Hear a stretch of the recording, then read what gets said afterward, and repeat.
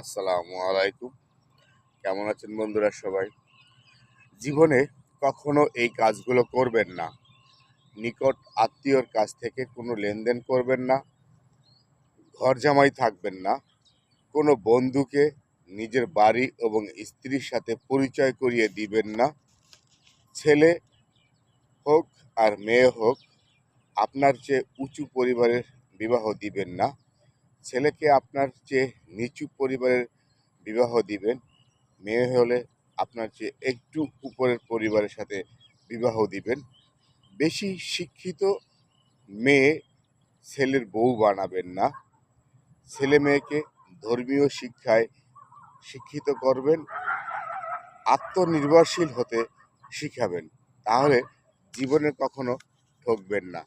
ভিডিওটি যদি ভালো লেগে থাকে তাহলে অবশ্যই লাইক, কমেন্টস এবং শেয়ার করে দিবেন।